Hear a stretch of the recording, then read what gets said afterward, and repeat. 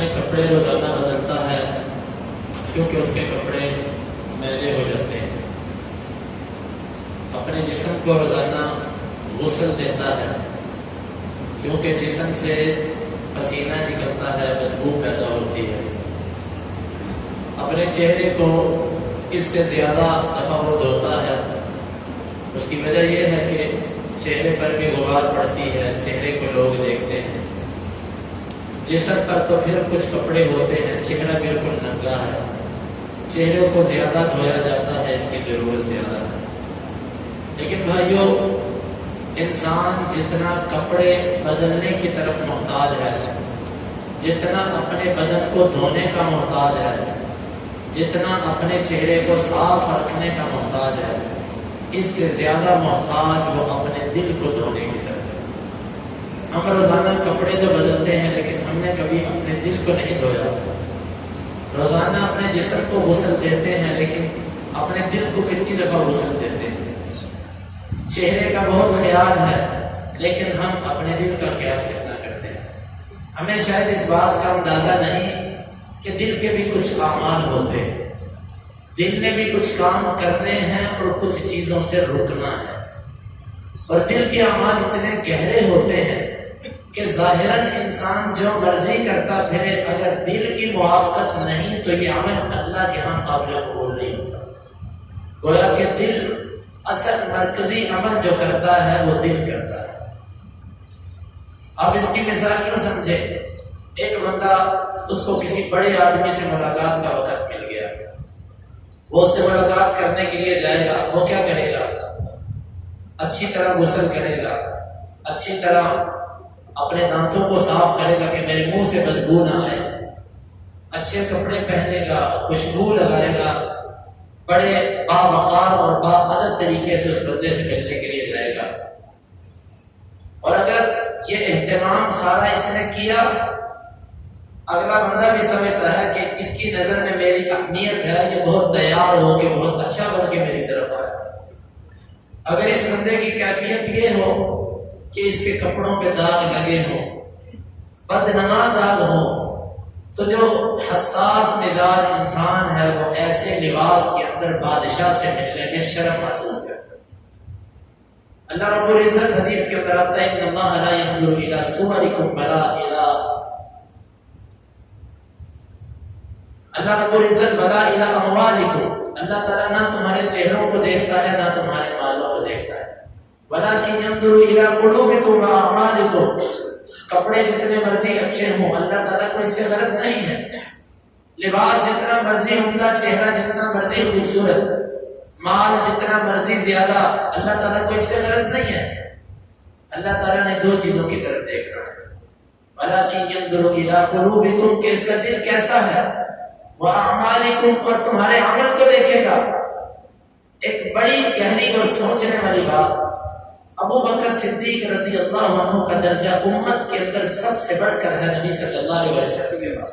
کبھی ہم نے سوچا ابو بکر رضی اللہ عنہ سب سے بڑھ کر جہاد کرنے والے نہیں تھے؟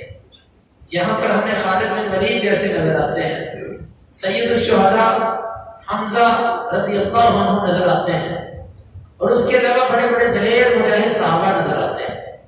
ابو بکر صدیق رضی اللہ عنہ زاہد سب سے بڑھ کر نہیں تھے صحابہ میں۔ ہمیں ابو ذر غفاری جیسے بھی نظر آتے ہیں کہ جو صبح کا کھانا تو کھایا، شام کا کھانا رکھنا بھی توکل کے منافی سمجھتے تھے۔ ابو بکر صدیق رضی اللہ عنہ سب سے زیادہ روزے رکھنے والے نہیں تھے۔ یہاں پر عبداللہ بن عمر بن عاص جیسے بھی ہیں جو روزانہ روزہ رکھا کرتے تھے۔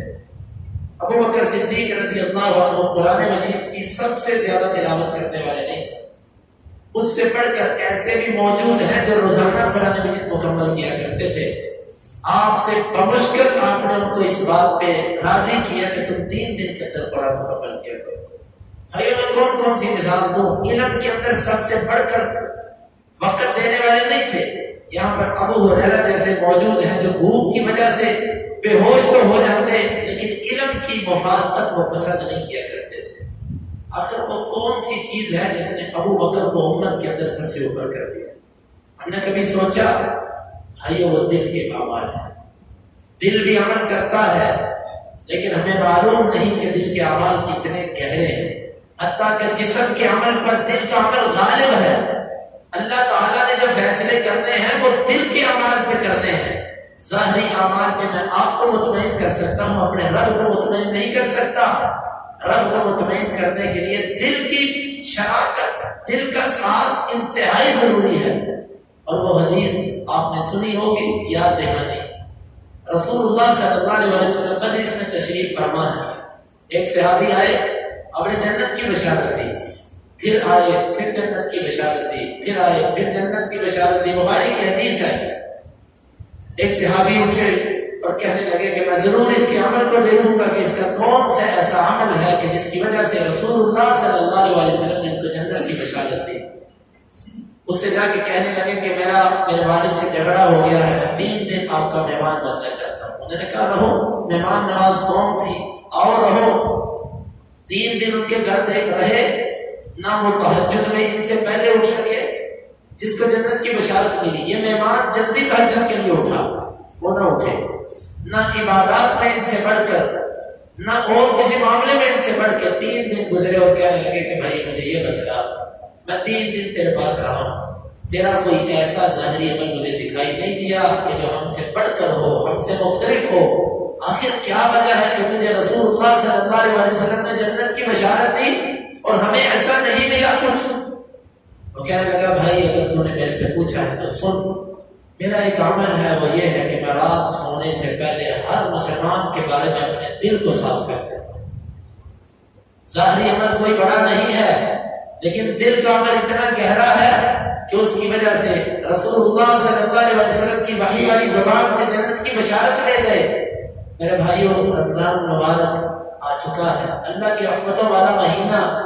ہم اپنی زبان کو تو روزہ رکھوانے کی کوشش کریں گے، آنکھ کو روزہ رکھوانے کی کوشش کریں گے، اور اپنے کان کو، اپنے ہاتھ کو، اپنے پاؤں کو، اپنی شرمگاہ کو، اپنے پیٹ کو، ان سب کو روزہ رکھوانے کی کوشش کریں گے۔ دل کا روزہ کون رکھے گا؟ دل کو روزہ ہم کب رکھوائیں گے؟ دل حسد، بغض، کینہ اور اسی طرح شہوت، گندے خیالات، مسلمانوں کے بارے میں غلط جذبات، ان سے دل ہمارا کب رکے گا؟ ہمارا دل جب روزہ رکھے گا پھر اس روزے کا اعتبار ہوگا۔ اگر دل ساتھ نہیں، دل نے روزہ نہیں رکھا تو 3 بندے ایسے ہیں جنہوں نے عمل کیا، ان کا دل ان کے ساتھ نہیں تھا، اللہ نے ان کے عمل کو ضائع کر دیا۔ معروف حدیث مختصر، جس حدیث کو بیان کرنے سے پہلے صحابی رسول ابو ہریرہ رضی اللہ عنہ 3 دفعہ بے ہوش ہوئے، بے ہوش ہونے کے بعد ہوش میں آتے رہے، پھر اللہ نے توفیق دی اور ہمت کر کے حدیث بیان کی۔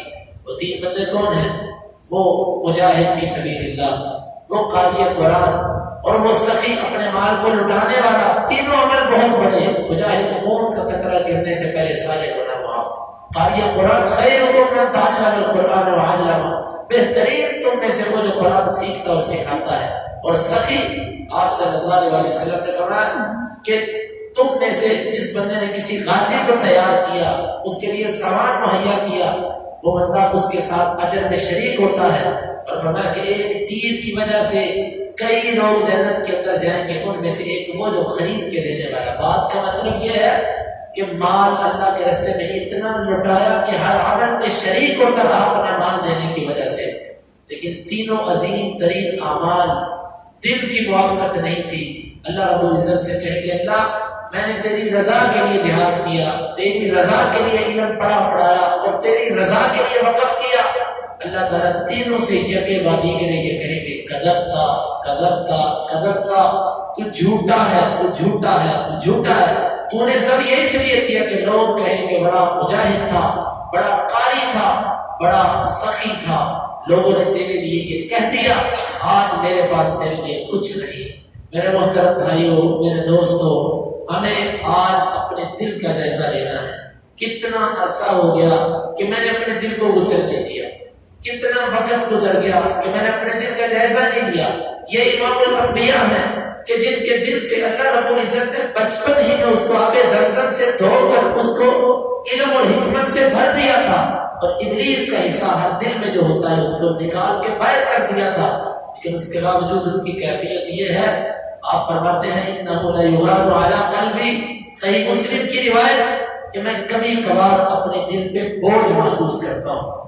اس کی جو علماء نے تفسیر کی ہے، شارحین نے جو اس کی شرح کی ہے وہ یہ ہے، غین کا مطلب یہ ہوتا ہے کہ بعض دفعہ انسان عبادات میں کچھ دلچسپی محسوس نہ کرے، عبادات میں لذت نہ آئے، اس کو تھوڑی سی اپنے اوپر بوجھ سمجھے. اس کیفیت کے لیے یہ لفظ بولا جاتا ہے.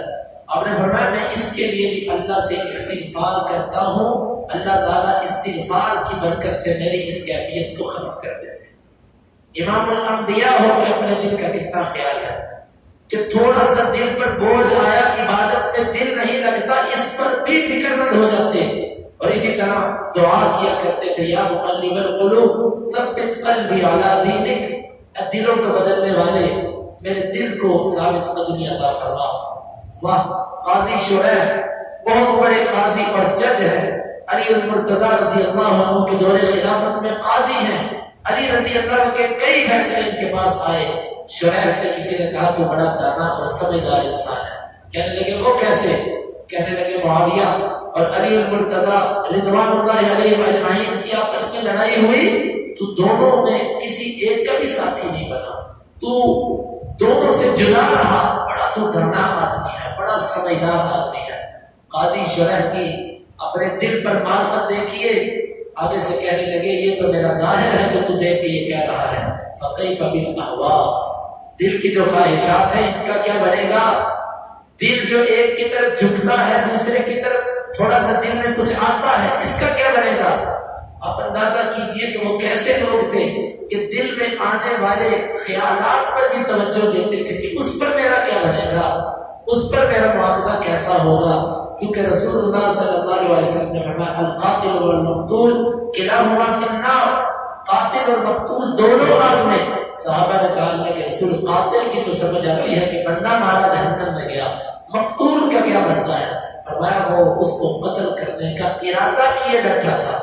معلوم ہوا دل کے جو عزائم ہوتے ہیں، دل کے جو پختہ ارادہ ہوتے ہیں، اگر ان کو عمل کرنے کا موقع نہ بھی ملے تو اللہ تعالیٰ اس پہ معاوضہ کرتا ہے.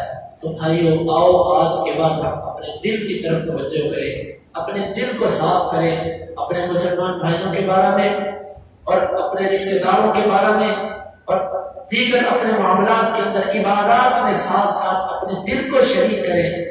خالی خود روزہ نہ رکھیں، دل کو بھی رکھوائیں. خود نماز نہ پڑھیں، دل کو بھی پڑھوائیں. خود قرآن نہ پڑھیں، دل کو بھی شریک کریں. خالی ذکر زبان سے نہ کریں، دل کو اس میں ذکر کروائیں. جب دل ہمارے ساتھ مل جائے گا، بما کسبت قلوبکم، جب دل کا کسب مل گیا تو پھر ایک نماز بھی ہمارے دلوں کے اندر ایسی روشنی کر کے جائے گی کہ انشاءاللہ نفاق وہاں سے بھاگ دوڑے گا، کفر وہاں سے بھاگ دوڑے گا. اللہ تعالیٰ سے دعا ہے کہ اللہ تعالیٰ ہمیں اپنے دلوں میں اپنی محبت بڑھانے کی توفیق عطا فرمائے.